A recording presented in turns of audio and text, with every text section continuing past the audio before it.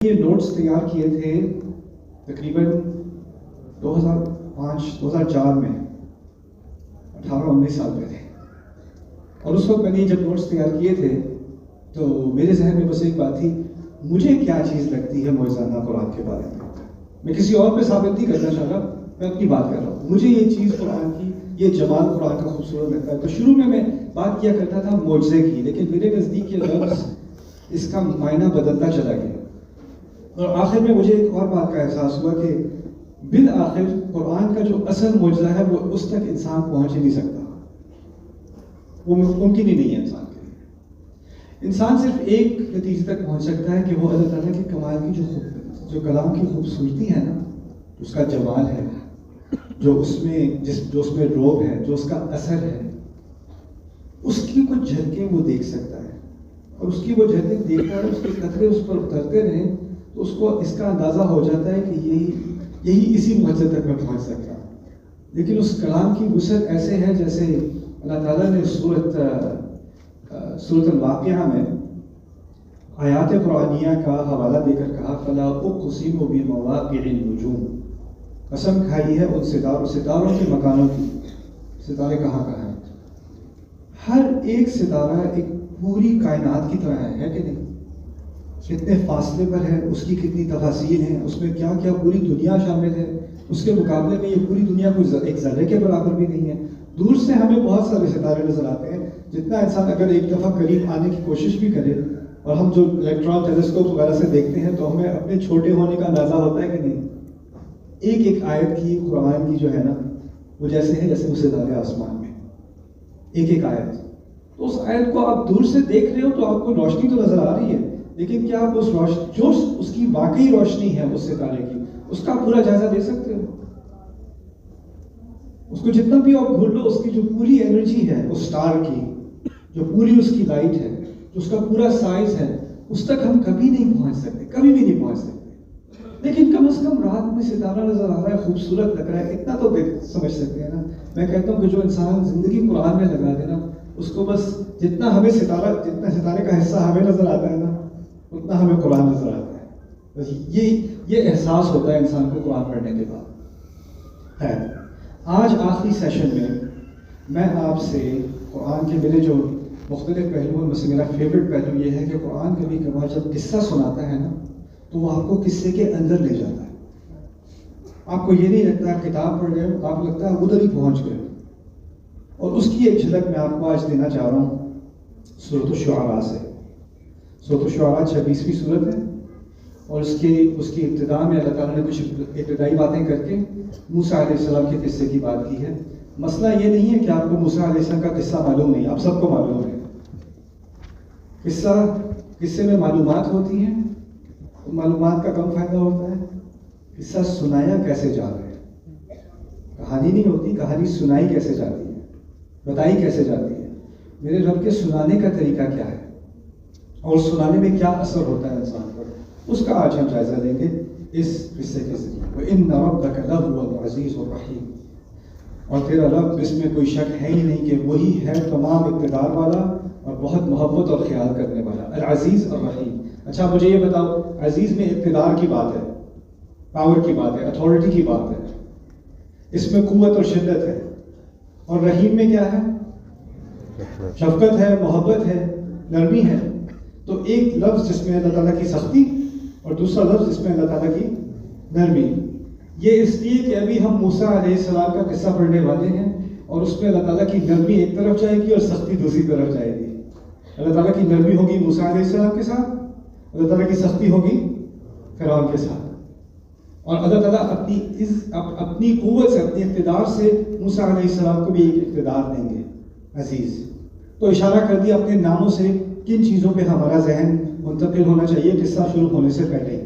وَإِذْ نَادَىٰ رَبُّكَ مُوسَىٰ أَنِ ائْتِ الْقَوْمَ الظَّالِمِينَ، موسیٰ علیہ السلام، میں نے خطبے میں آپ کو سنایا تھا، قتل کر کے نکلے، غلطی ہو گئی تھی، بھاگ گئے تھے، کئی سال بھاگے رہے۔ جب بھاگے ہیں تو جب پہاڑ پر ملاقات ہوئی اللہ تعالیٰ سے، اللہ تعالیٰ کہتے ہیں ائْتِ الْقَوْمَ الظَّالِمِينَ، ظالم قوم کے پاس جاؤ۔ پہاڑ پہ کہہ رہے ہیں ظالم قوم کے پاس جاؤ۔ اب واضح کیا کہ کون سی قوم ہے کہ نہیں؟ ظالم قوم۔ موسیٰ علیہ السلام کون سی قوم سے بھاگے؟ فرعون کی قوم سے بھاگے ہیں نا، تو شاید دل میں یہی امید ہو کہ امید ہے کہ کوئی اور ظالم قوم ہوگی جہاں جانا پڑے، وہ تو نہیں نا، کیونکہ اس سے تو کیا ہوا تھا، بھاگے تھے۔ کبھی کبھی ہوتا ہے کہ آپ کسی کی غلبے میں ہو، آپ کسی کے ظلم کے سائے کے اندر ہو اور آپ بچ کے بھاگ کے نکل گئے، اور پھر جا کے آپ زندگی میں تھوڑا سکون آ گیا، چین آ گیا، سانس لے سکتے ہیں، اور اب کہا جا رہا ہے واپس جاؤ اسی کے پاس جس سے تمہیں ڈر تھا، جن لوگوں سے تمہیں ڈر تھا، جن لوگوں نے تمہیں ٹرامیٹائز کیا تھا، ان کے پاس واپس جاؤ۔ القوم الظالمین، لیکن پھر بعد میں کلیریفائی بھی کر دیا، اگر کنفیوژن ہے کہ کون سی قوم، تو اگلی آیت میں دوبارہ کہہ دیا قوم فرعون، فرعون کی قوم، فرعون کی قوم۔ اچھا، فرعون کی قوم ایسی فوج جیسی فوج اس وقت دنیا نے کبھی دیکھی نہیں تھی، ایسی ملٹری، ایسا اقتدار، ایسی پاور جو دنیا میں کبھی کسی نے نہیں دیکھی تھی، اور ان کی فوج موسیٰ کے خون کے پیاسے علیہ السلام۔ اگر وہ اس ملک کے قریب بھی جاتے ہیں تو امکان کیا ہے، کوئی فوجی دیکھ لے، کوئی دور سے دیکھ لے، کوئی رپورٹ کر دے، اور ایسا بھی نہیں کہ موسیٰ کو کوئی جانتا نہیں، وہ تو رائل کلاس تھے تو سب ان کے چہرے کو پہچانتے ہیں۔ تو ایک تو ہے نا کہ کوئی بھی مال میں جا رہا ہے، کوئی مشہور شخص مال میں جا رہا ہو تو سارے، کوئی فوجی بھی ان کی فوٹو لے کے سنیپ پہ ڈال سکتا ہے اور وہاں سے کوئی رپورٹ کر سکتا ہے، جیو ٹیگنگ ہو سکتی ہے، خطرہ تو ہے نا۔ یعنی وہ ہمیشہ خطرے میں ہوں گے، جیسے اگر وہ مصر کے تھوڑے سے بھی قریب جاتے ہیں خطرے میں ہوں گے۔ اللہ تعالیٰ کیا کہتے ہیں موسیٰ سے، قوم فرعون الا یتقون، کیا وہ اپنے آپ کو ڈر کے مارے بچائیں گے نہیں؟ ڈرنا کسے چاہیے اللہ کے مطابق؟ فرعون اور اس کی پوری فوج کو۔ اور کہا جا رہا ہے موسیٰ علیہ السلام سے، حقیقت میں لگتا کیا ہے، ڈرنا کسے چاہیے؟ موسیٰ علیہ السلام کو۔ اور موسیٰ سے کہا جا رہا ہے نہیں آپ جائیں، آپ کو ڈرنے کی ضرورت نہیں ہے، ڈرنے کی ضرورت ان کو ہے، الا یتقون۔ اچھا، موسیٰ علیہ السلام سے یہ بات کر کے پھر موسیٰ علیہ السلام نے فیمسلی 5 مسائل کا ذکر کیا، وہ جلدی آج ہم کریں گے، تو آپ ان کو یاد کر لینا، میں نے ایک اور لیکچر میں یہ بات کی تھی، آج دہرا رہا ہوں، اس سے کہیں آگے بھی ہم جائیں گے۔ موسیٰ علیہ السلام نے یہ کہنے کے بجائے کہ اللہ کا حکم ہے، میں تیار ہوں، کیونکہ ہم نے سنا ہے قرآن میں سمعنا و اطعنا، انبیاء کیا کہتے ہیں جب اللہ تعالیٰ کو حکم دیتے ہیں تو وہ کہتے ہیں ہم نے سنا، ہم نے مانا۔ موسیٰ علیہ السلام نے نہ کہا سمعنا نہ کہا اطعنا، آگے سے 5 باتیں کہیں، اب یہ 5 باتیں آپ نے یاد کرنی ہیں۔ پہلی بات کہتے ہیں ربی انی اخاف ان یکذبون، میرے رب مجھے ڈر ہے وہ مجھے جھوٹا کہیں گے، پہلا خوف مجھے ڈر ہے کہ مجھے، خلاصہ یاد رکھ لینا، جھوٹا، پہلا خوف کیا ہے، جھوٹا۔ وَيَضِيقُ صَدْرِي، میرا سینہ تنگ ہو جاتا ہے، دوسرا ہے سینہ تنگ۔ وَلَا يَنطَلِقُ لِسَانِي، میری زبان نہیں چلتی۔ کتنے بتایا ابھی تک؟ پہلا کیا تھا؟ جھوٹ بولنا، مجھے کہہ رہے ہو کیا؟ پہلا کیا تھا؟ جھوٹا، پہلا جھوٹا، دوسرا سینہ تنگ، تیسرا زبان نہیں چلتی۔